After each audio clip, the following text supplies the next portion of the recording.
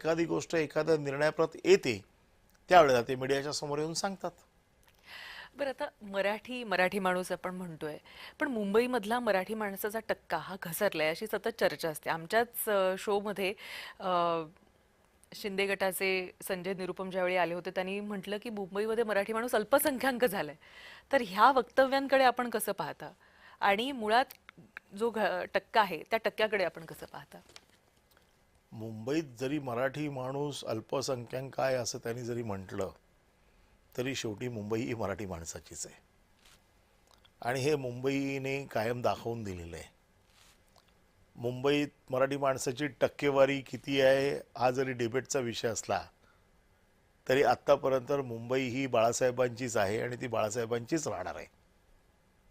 आणि बाळासाहेबांनी जे काही मराठी माणसावर प्रेम केलं आणि मराठी माणसाने बाळासाहेबांवर प्रेम केलं आहे हे काय संजय निरुपमच्या सांगण्यावर केलेलं नाही आहे.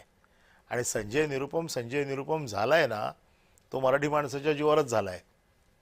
बाळासाहेबांनी डोक्यावर हात ठेवला म्हणून संजय निरुपम झाला, नाहीतर संजय निरुपम कुठेही आज कटिंग चहा पीत पत्रकार म्हणून उभा असला असता. संजय निरुपमला संजय निरुपम बनवण्याचं काम, खासदार संजय निरुपम बनवण्याचं काम हे बाळासाहेबांनी केलं आणि मराठी माणसाने केलेलं आहे. त्याच्यामुळे मराठी माणसाबद्दल बोलताना त्याने विचार केला पाहिजे, अन्यथा परत त्याला बिहारचा रस्ता कधी ना कधी मराठी माणूस दाखवून देईल. अ, पण हा जो त्यांच्याकडून जसा क्लेम केला जातोय की जवळपास 70% किंवा 70%च्या